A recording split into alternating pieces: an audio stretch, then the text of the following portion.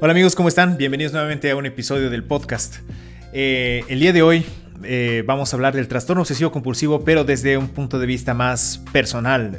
Va a ser mi vivencia personal con respecto a este trastorno. Y como saben, llevo conviviendo con él desde hace un par de años.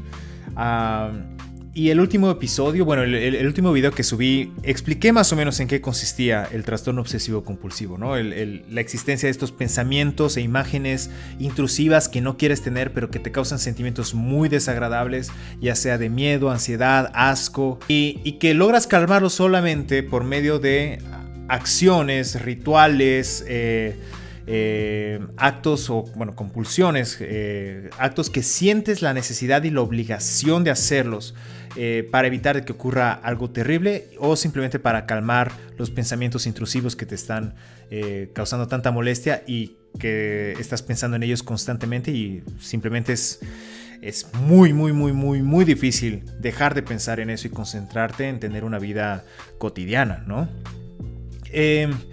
La verdad les recomiendo ver el video para adentrar a mayor profundidad de lo que es el trastorno obsesivo compulsivo. Y lo que quiero hacer en este momento es salirme un poquito de la parte teórica y hablar más o menos, más de una manera personal, vivencial, el TOC en primera persona. Y bueno, esperando de que esta experiencia personal pues ayude a otras personas a animarse, a ser abiertos con respecto a las condiciones mentales. Entonces, a los que tienen trastorno obsesivo compulsivo y lo saben, pues esto espero que los anime. Sí, a mí personalmente me anima mucho saber que no estoy solo, que los síntomas, que las cosas con las que lucho, pues no soy un llanero solitario y no soy el único que anda pues cargando con esto, ¿no? A las personas que tal vez no saben que tienen TOC, pues tal vez esto les ayude un poquito a analizar si es que realmente lo tienen y tal vez los anime a buscar ayuda profesional. Y a las personas que no tienen ninguna de estas, pues tal vez la historia personal les ayude de alguna manera en su vida. Es un tema que me ha costado mucho sacar. Ya llevo como unas 50, 60 tomas del podcast, de la grabación, porque no estoy pudiendo ordenar mis ideas. Es un tema muy personal, es un tema muy cercano a mí. Hablar del trastorno obsesivo compulsivo conmigo es algo que es hablar también de mi vida y hablar de mi espiritualidad, y ambas están súper intrincadas. Ahora que tengo más información respecto a esto, puedo ver al pasado y empezar a identificar ciertos eventos de mi vida en los que ya estaba presente el trastorno, pero que en ese momento pues no tenían la más pálida ni peregrina idea de lo que estaba viviendo. Lo que más logré identificar, lo más atrás a lo que pude irme, fue cuando tenía unos 8 o 10 años y recuerdo que me costaba mucho hacer la oración de fe en la cual aceptas a Jesús como tu Señor y Salvador. Para las personas que están dentro del cristianismo, pues esto es muy común. Para los que no, déjenme explicarles qué es. La oración de fe es básicamente la oración con la que tú reconoces de que eres pecador y que necesitas un Salvador, ¿no? En la que pones toda tu confianza en Cristo y lo aceptas en tu corazón, como lo decimos aquí en la cristianósfera. El detalle está en que me costaba mucho a mí hacer esta oración porque siempre se asomaban dudas, ¿no? Y nunca sentía que estaba haciendo la oración de manera correcta. Entonces repetía la oración una y otra vez, y cada vez que ponían el Club 700 en el canal 15, yo veía los testimonios y recuerdo que siempre ponían al final hacían la invitación a aceptar a Cristo como tu Señor y Salvador. Y yo, como tenía miedo de irme al infierno y como tenía miedo de no hacerlo bien, pues volví a hacer la oración. Entonces yo acepté a Jesús en mi corazón desde que tengo 8 o 10 años, por lo menos día por medio. Entonces, y aún así no podía sacarme esta inquietud de que no había hecho la oración de manera correcta, de que tal vez el pensamiento que me distrajo, no elegí bien las palabras, no tenía la actitud correcta de corazón. Entonces fue algo que me quitaba mucho la paz cuando yo era niño. Paréntesis, sinceramente tengo problemas personales con respecto a ese tipo, a la oración. Se me hace que es bien intencionada en el sentido de ayudar a la persona a interiorizar estos conceptos teológicos de aceptarse como pecador, la necesidad de un salvador, etcétera, y darle como un ritual en el que ocurre en el que hay este antes y este después, se me hace muy bien intencionado. El problema está en que a veces le hacemos creer a las personas de que es la oración lo que les está salvando, o al menos eso podemos llegar a comunicar. Y hay un montón de personas que piensan que porque hizo una oración mágica, pues es salva y que tiene una relación con Dios, por más de que simplemente lo haya hecho esa oración y después haya seguido con su vida hecha un chenco, ¿no? Entonces, cierro ese paréntesis porque creo que es algo necesario. Para mí, el entrar en una relación con Dios, el acto de fe, va más allá de esa oración, es algo mucho más orgánico. Pero si te funciona esa oración, si tuviste ese evento y fue como que la manifestación de lo que ocurrió en una realidad espiritual, pues adelante. Si te sirvió, perfecto, no tengo ningún problema con eso. Pero sí creo que puede llegar a tener algunas complicaciones en la manera en la que lo comunicamos, y algunas otras teológicas. Pero bueno, ese es tema para otro podcast. El punto está en que yo vivía con el constante miedo de no haber hecho bien la oración de fe, con el miedo de irme constantemente al infierno, y me acuerdo que esta idea me daba muchas vueltas, me tenía una preocupación constante.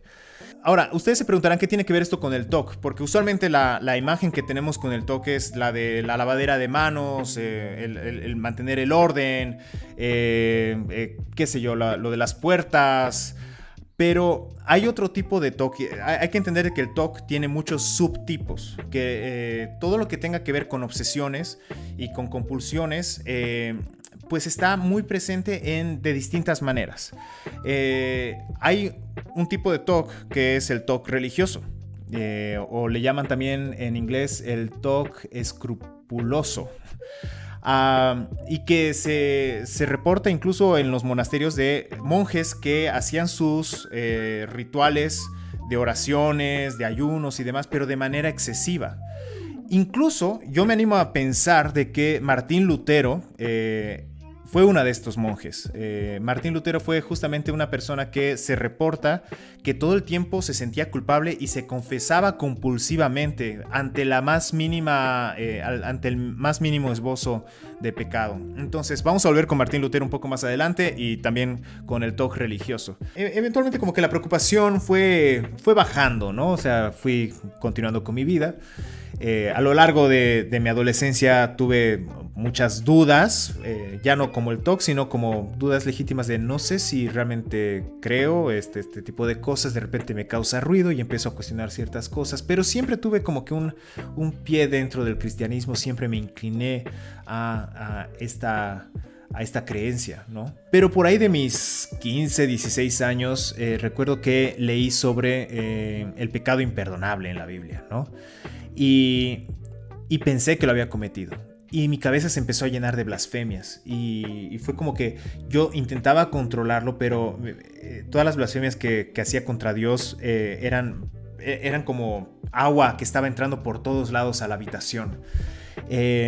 Y dije, no, es que la cometí el pecado imperdonable. Estas blasfemias son las que me descalifican completamente para ser salvo.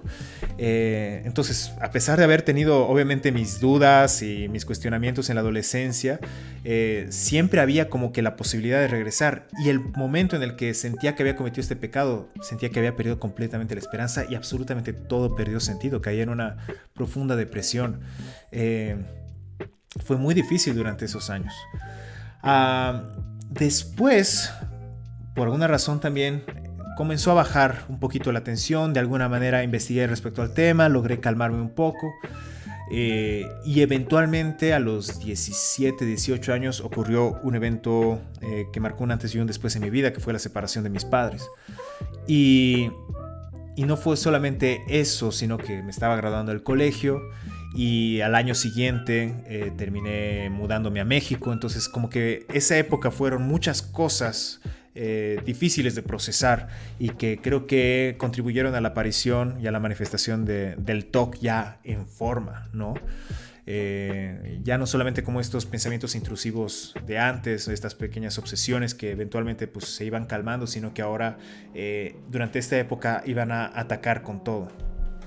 Recuerdo que una de las obsesiones justamente que me atacó en ese entonces, cuando estaba en la escuela de cine, había un maestro que era homosexual y él insinuó de que yo también lo era, ¿no? Y para los que no saben, el TOC se agarra mucho del y si, o sea, de la incertidumbre, ¿no? De y si no me lavé bien las manos, y si cometí el pecado imperdonable, y si no hice bien mi oración, y si, entonces ese y si nos lleva a la obsesión. Y entonces en este caso la sugerencia, digamos, o sea, el hecho de que este maestro haya insinuado de que yo era homosexual, pues yo decía, no, pues me gustan las niñas desde que tengo, bueno, desde kindergarten, desde primero de primaria, ¿no? Entonces no soy homosexual, pero el TOC se agarró del y si solamente estás reprimiendo estos sentimientos, ¿no? Y si realmente este hombre vio algo en ti que ni tú logras reconocer. Entonces era como si mi cerebro y mi yo auténtico fueran dos cosas separadas, y era muy confuso porque también mi cerebro soy yo, ¿no? Y es lo confuso con el TOC, es racionalmente muchas de las cosas que sabes dentro de tu mente, sabes que no eres estas cosas, que no necesitas lavarte nuevamente, pero el cerebro te grita que sí es verdad y empiezas a confundirte, ¿no? Empiezas a confundir la realidad, y ese easy empezó a obsesionarme, y era una cosa que estaba pensando gran parte del día y tratando de resolver, ¿no? Y fue justamente el periodo previo a ir a México, y cuando estaba yéndome a México, recuerdo que estaba destruido emocionalmente mientras me despedía de todas mis amigos, de mis familiares, de mi vida en Bolivia, pero al mismo tiempo estaba corriendo esa duda atrás. Y recuerdo que estaba en el aeropuerto, y como que para que se callara esta voz que me insinuaba de dudar sobre mi sexualidad, yo le dije, no, pues, o sea, no puede ser, o sea, no voy a darle cabida a estos pensamientos. Es algo que Dios no permite, ¿no? O sea, es algo que va en contra de los principios de Dios, y que por lo tanto lo descarto. Y entonces ese pensamiento me dijo, ¿y si Dios no existe? Y ahí fue como, no tuve respuesta. Por alguna razón no tuve argumentos. Sí me había hecho mis cuestionamientos en la adolescencia, sí había encontrado ciertas respuestas, pero en ese momento fue como que no tenía ningún argumento que me convenciera lo suficiente como para decir, sí, es que Dios existe. Y entonces empezó la obsesión religiosa, ¿no? Y todo el vuelo de regreso y los próximos 3 o 6 meses yo estuve de brazos cruzados dentro de mi cabeza tratando de resolver la existencia o no existencia de Dios. Y al mismo tiempo tratando de descifrar si era homosexual o no era homosexual, mientras me adaptaba a una nueva realidad, a una nueva ciudad, a una nueva vida. Fue muy complicado y fue bastante desgastante. Después de eso, recuerdo que una de las formas en las que se resolvió un poco de la duda sobre la homosexualidad fue cuando dije, ya un poco cansado de esto, pues si soy homosexual, ¿qué? ¿No? Fue ¿qué tiene? Pues, o sea, será algo que tengo en mi vida y pues ya, o sea, no pienso ejercerla ni nada, o sea, pues ya soy homosexual y listo, ¿no? Y ese momento, el momento en el que le dejas de tener miedo a la posibilidad, la obsesión perdía toda su fuerza. Y ahora, no estaba diciendo con esto de que estaba dispuesto a ejercer una supuesta homosexualidad o que esa fuera mi inclinación o mi orientación sexual. Simplemente fue pues si es, ¿qué?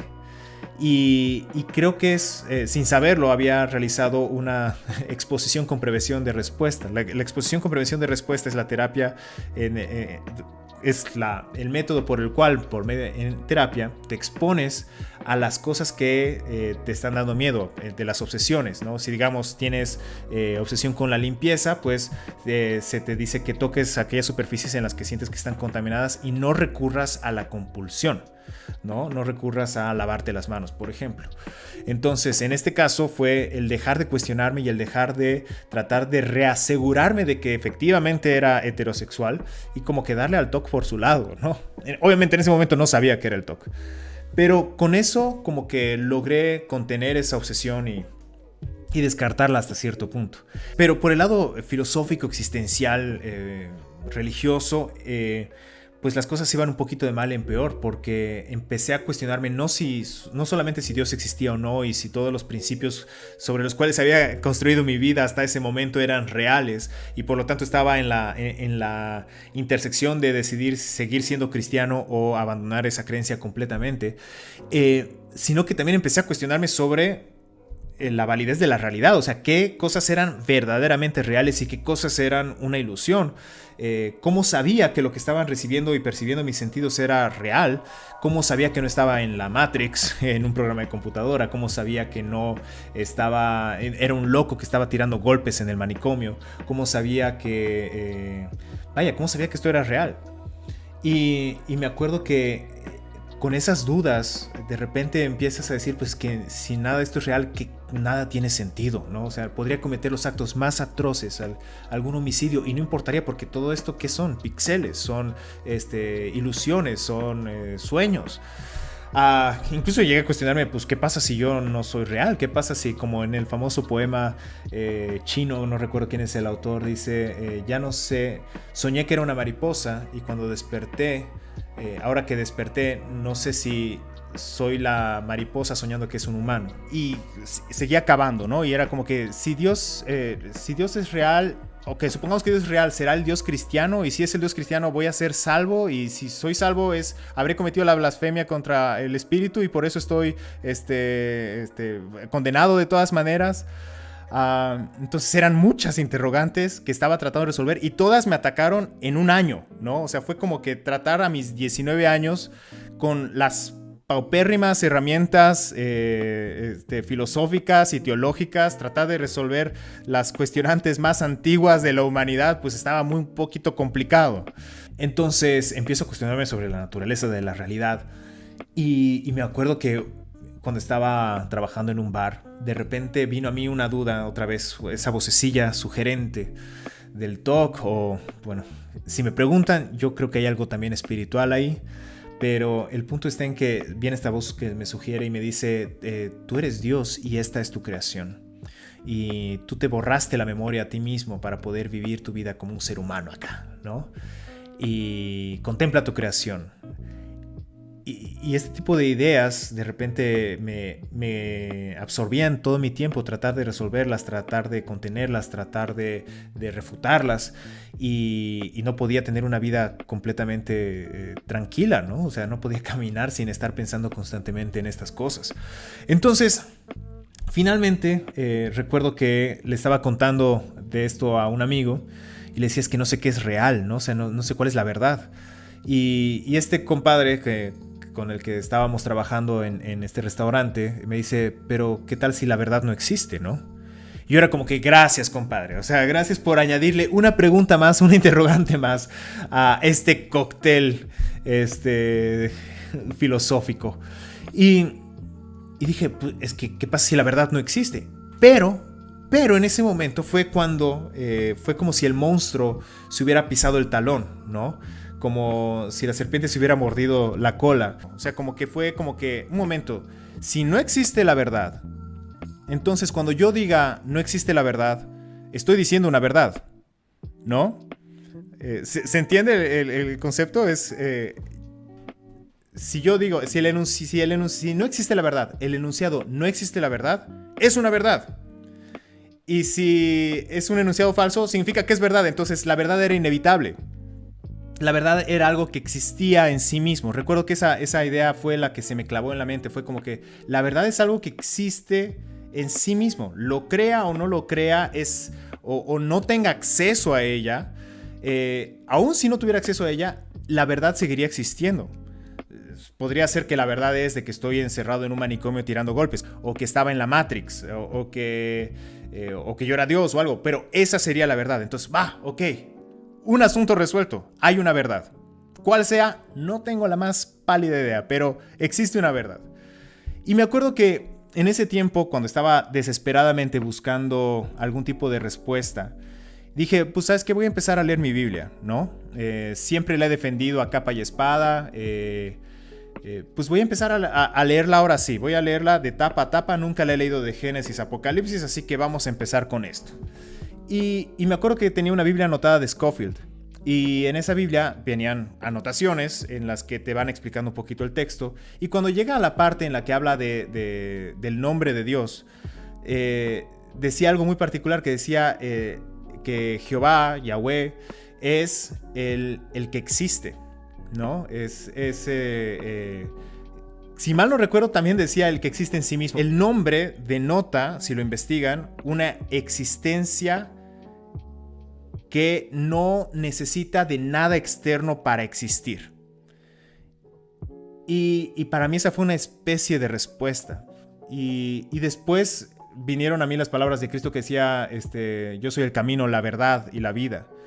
Y no estoy diciendo que estas cosas hayan sido como que la solución inmediata para mi conflicto filosófico, pero sí fue como que sentí por primera vez de que había un Dios, de que estaba lanzándome como que pistas. Fue un poco reconfortante, ¿no? Ahora, estas cosas obviamente, yo les digo, no son determinantes para una fe. O sea, si es que fue mi cerebro desesperadamente buscando algún tipo de darle un poco de sentido en medio de todo ese caos, es probable, ¿no? Pero justamente eso también es muy interesante. Puedes cuestionarte infinitamente. Y algo que me enseñó el TOC es de que puedes cuestionarte toda tu vida. Porque hay asuntos de que no vas a encontrar una respuesta. Incluso si es que si quieres ser materialista, yo me di cuenta que necesitaba dar un salto de fe para creer de que lo que estaba viviendo en este momento, lo que estaban recibiendo mis sentidos, lo que estaba percibiendo era real. Entonces se necesita un salto de fe y es ahí donde entras en terreno filosófico de que el materialista da el salto de fe de creer de que la realidad es aquello que puede ser percibido por los sentidos. Lo material es lo real. Entonces, aún el materialista, aún la persona que no cree que existe algo sobrenatural, está dando un salto de fe. Todos necesitamos dar ese salto de fe para poder creer de que existe un universo que es cognoscible. Entonces esa fue la primera lección que aprendí con respecto al TOC. Dije, ok, necesito fe para poder creer de que no soy un loco en un manicomio, que no estoy en la Matrix, que no soy Dios. Necesito fe para creer de que lo que estoy viendo no es una ilusión, ni yo soy el sueño de alguien más. Necesito fe para realmente asumir de que esto es real. Y después me dije, pues entonces si necesito fe para creer que esto material es real, pues tampoco es descabellado después pensar de que se puede creer, que se necesita fe para creer un mundo inmaterial, en un mundo espiritual. Entonces esa fue como que una pequeña apertura que me ayudó en mi crisis de fe. Y poco a poco, sin entrar en mucho detalle porque ese ya sería tema para otro podcast, empecé a inclinarme por tomar la decisión de efectivamente vivir un cristianismo que ya no dependía de lo que me habían enseñado de pequeño, sino de tomar la decisión consciente de dar el salto de fe, de seguir a Jesucristo, de creer en un Dios y de aceptar su sacrificio por mí, ¿no? Entonces fue, creo que en ese momento en el que finalmente, ya como un adulto, tomé la decisión,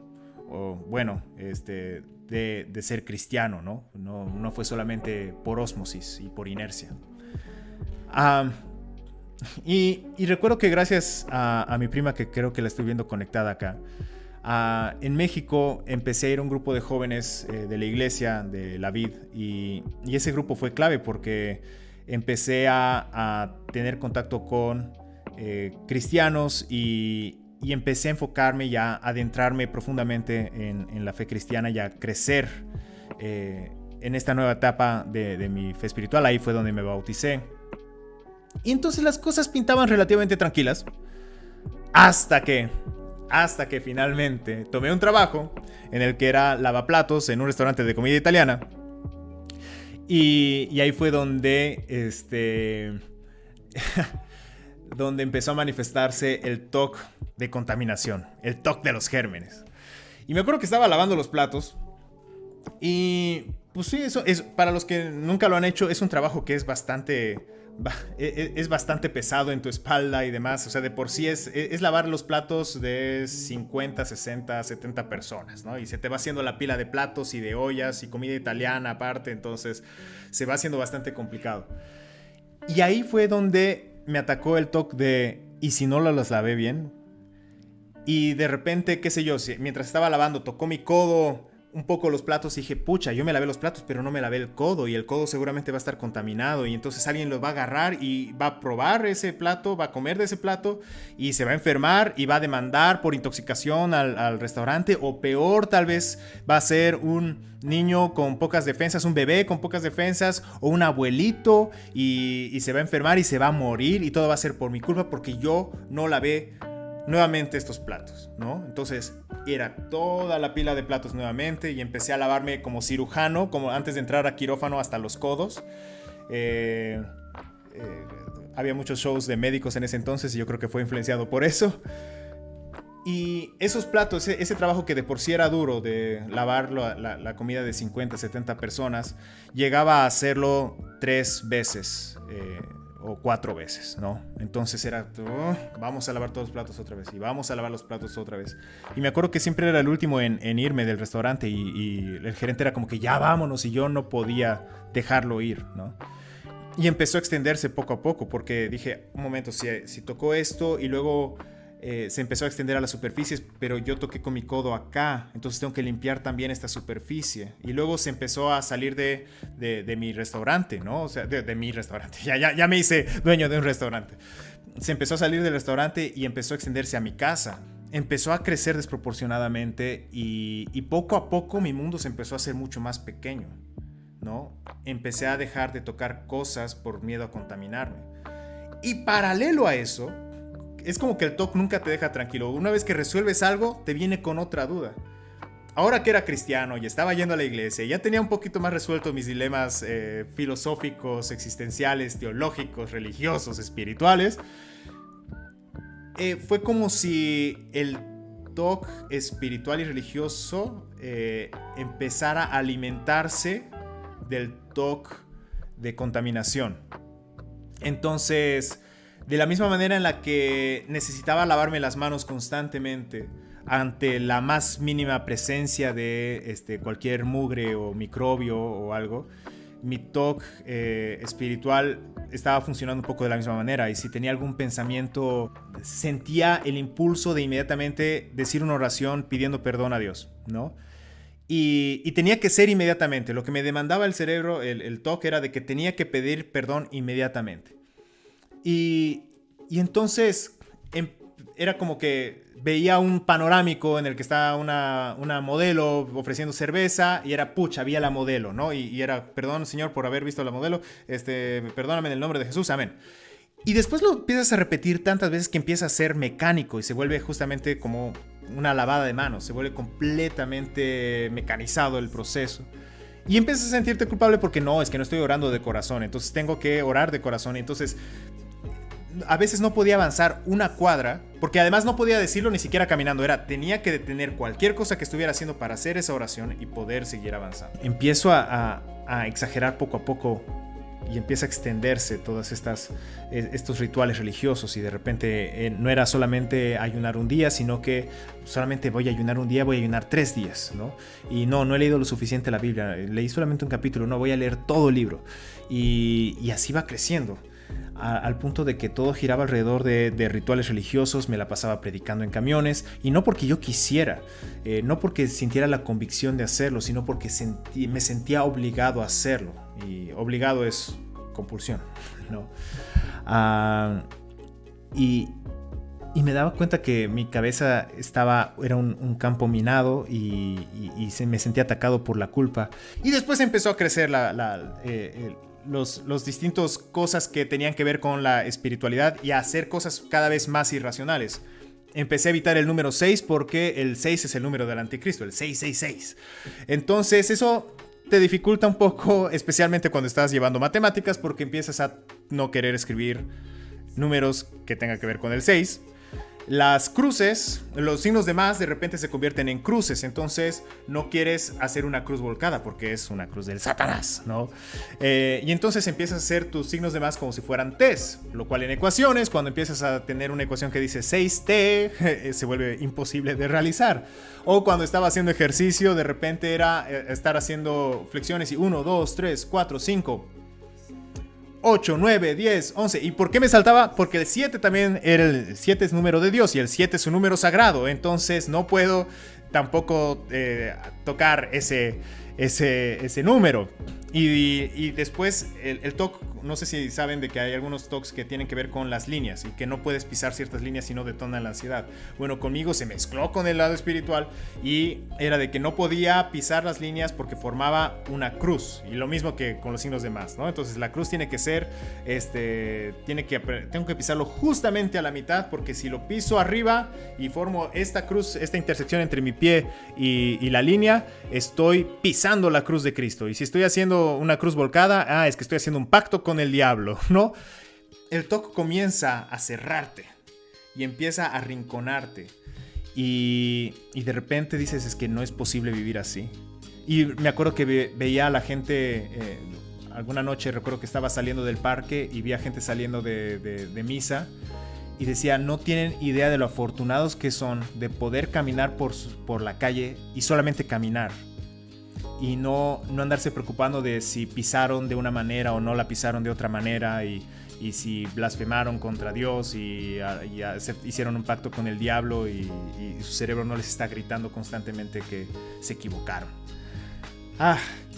Entonces, lo peor de todo es de que yo pensaba, como la iglesia en la que estaba en ese momento tenía tendencias neopentecostales, pues yo pensaba que todo esto era un ataque del diablo, ¿no? O sea, el diablo me está susurrando todas estas cosas en mi cabeza y por lo tanto tengo que reprenderlo y tengo que prácticamente echar fuera demonios, ¿no? Y irónicamente eso reforzaba las obsesiones. Estaba enfocando y cavando más profundo, tratando de resolver de manera espiritual un problema que era un desbalance químico dentro de mi cabeza. Eventualmente una misionera habló con mi madre y le dijo, pues mira, Rosy, tuve un desbalance químico y tuve que ir al psicólogo y al psiquiatra y como que no hay vergüenza en ello, ¿no? Entonces mi mamá decidió buscar ayuda profesional y dimos con un psicólogo que era un cristiano reciente. Saludos, José Luis.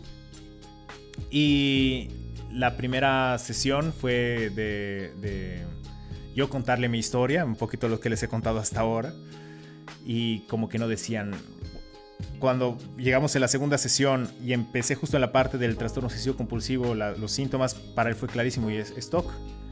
Y yo como, o sea, ¿ya? Y sí, es trastorno obsesivo compulsivo. Y yo, fue un alivio impresionante, porque por fin tenía forma, esta cosa que se estaba moviendo entre las sombras de mi cabeza y que estaba jalando los hilos y arrinconándome poco a poco y que no podía verlo, finalmente tenía un nombre y un apellido y se llamaba trastorno obsesivo compulsivo. Y recuerdo que fue un alivio en ese momento finalmente saber de que era algo que tenía tratamiento y nada, o sea, en ese momento fue un gran alivio.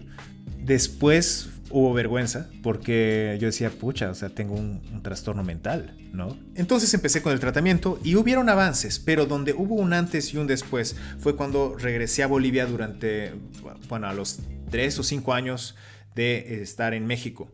Vine durante un mes, una visita, y aquí me reconecté con una parte de mí de quién era antes de irme a México y antes del TOC.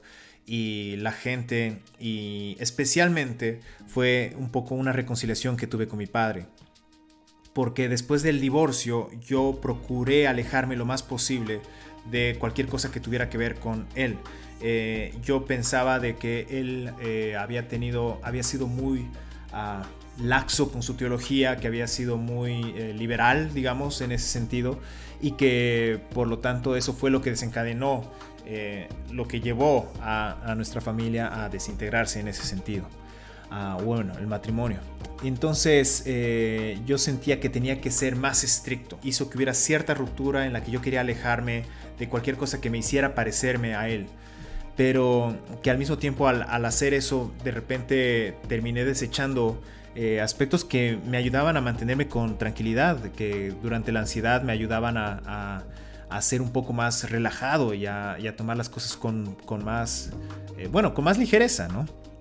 Entonces, al reconciliarme con mi padre y con lo que él representaba en mi vida, y poner en la balanza de que pues sí, o sea, con defectos y con virtudes era un ser humano, y poder poner eso en la balanza y poder tomar lo bueno y desechar las cosas con las que no estaba de acuerdo, pues me ayudó de una manera impresionante, al punto de que en ese mes o esos 40 días que pasé en Bolivia, al regresar a México ya no sentía la necesidad de realizar las compulsiones, ya no sentía la necesidad de tomarme el medicamento, ya fuimos bajándolo poco a poco, obviamente, pero durante los próximos 10 o 15 años mi vida fue con el TOC a un 10%, un 20%. Todavía había cosas que tenía que ajustar, pero la vida fue increíblemente llevadera y me ayudó a tener mucha esperanza y a llevar esperanza a otras personas. Y yo lo llamo viajoterapia en general. La viajoterapia la voy a patentar, voy a pagar algún estudio que respalde mis observaciones respecto a esto. La viajoterapia consiste en sacarte de un lugar y ponerte en otro ambiente completamente nuevo. ¿Y por qué digo que funciona? Porque nuestro ambiente tiene una gran influencia sobre nuestros pensamientos. Un ambiente bonito te ayuda a tener pensamientos bonitos, un ambiente feo te lleva para abajo. Es lo que algunos filósofos tal vez llamarían diseño ontológico. Las cosas que diseñamos nos diseñan de vuelta. Entonces, con la viajoterapia, básicamente te estás saliendo de una rutina, lo cual las rutinas te va a reforzar los mismos pensamientos. Si sigues el mismo camino al trabajo, si sigues viendo a las mismas personas, si sigues haciendo las mismas cosas todos los días, pues se va reforzando los caminos cognitivos dentro de tu cerebro, de la misma manera en la que si vas recorriendo un camino por el bosque, poco a poco lo vas allanando y vas quitando la maleza, ¿no? Entonces, cuando te sacan de un ambiente y estás el tiempo suficiente en otro, de repente ya no estás recorriendo esos mismos caminos, ya no estás recorriendo las mismas obsesiones. Entonces, yo creo, y mi teoría personal, ya me desmentirán, es de que eso me ayudó. Y no les miento, y pregúntenle si quieren a mi familia, hay un antes y un después de ese viaje. Y cuando volví sentía que ya no necesitaba los medicamentos, sentía que ya no me atormentaban las obsesiones, sentía que podía agarrar las cosas sin preocuparme. Fue un poquito de exposición también con prevención de respuesta, fue exponerme a esos miedos, ver que no pasaba nada y mi cerebro automáticamente empezó a estar más tranquilo. Durante ese tiempo desarrollé una cosa que yo llamé el código COCO, que era conserva la calma. Cuando venía un ataque de TOC era conserva la calma, concéntrate nuevamente en aquello que estabas haciendo, concéntrate en la meta y confía en la gracia. Esas tres Cs fueron las que fueron clave para mi recuperación con el TOC. Pero si alguien está batallando con TOC religioso, déjeme decirle esto. Muchos van a decir, no, es que la religión te está reprimiendo, la religión te está poniendo todas estas cargas. Y la verdad es de que no es la religión. O sea, el cristianismo no se trata de esto. Lo que yo estaba viviendo con el TOC era un legalismo exagerado. El TOC se estaba agarrando de aquellas cosas que eran tangibles, que eran rituales y demás cosas, y los estaba llevando al punto de mi relación con Dios depende de qué también haga estos rituales. Y eso es lo que la principal enseñanza que me llevo del TOC. El TOC es mala teología. Y muchas personas viven así, tal vez no tengan TOC, pero muchas personas están viviendo pensando de que porque llevan los rituales morales a la perfección, con eso se están ganando el cielo y están ganándose su relación con Dios y el favor de Dios. Y lo que nos dice la Biblia es de que si Cristo cumplió con todas las obras de la ley, si Cristo cumplió llevó la vida perfecta que nosotros no podíamos haber llevado y murió la muerte que nosotros merecíamos por nuestros pecados, entonces las obras de la ley no son necesarias. Las buenas obras no nos llevan a una relación con Dios. Es el sacrificio y el don gratuito de Cristo para nosotros, y solamente al tener fe en Él nos conectamos directamente con el Padre. Entonces, eso, el confiar en la gracia de Dios, el decir, ¿sabes qué, Dios? En las mañanas voy a decir un chorro de blasfemias el día de hoy en mi cabeza. Van a haber cosas que yo pienso que van a ser pecados y que te estoy ofendiendo. Si es que te estoy ofendiendo, Señor, perdón desde ahorita. Y confío en Cristo, confío en su gracia. Doy este salto de fe de que tú me perdonas y que tú me quieres bien y que tú me amas y que por lo tanto no necesito hacer todas las compulsiones, no necesito pedirte perdón cada 5 minutos, no necesito llevar perfectamente una vida sin mancha porque es imposible. El coronavirus y toda esta cuestión, al reforzar esta lavadera de manos constante, empezó poco a poco a revivir el monstruo del TOC, ¿no?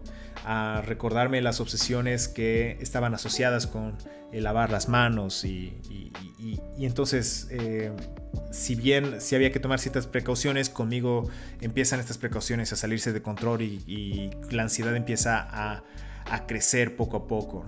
Entonces el 2020 para mí fue un año muy duro, fue retroceder, fue como destruir un poco lo que se había construido hasta ese momento y empezar de nuevo, ¿no? Entonces en esas andamos ahorita, andamos, gracias a Dios, con mucho mayor conocimiento, entendiendo cuáles son los procesos y varios de los pasos a seguir, nuevamente en terapia, pero sabiendo de que es posible controlarlo.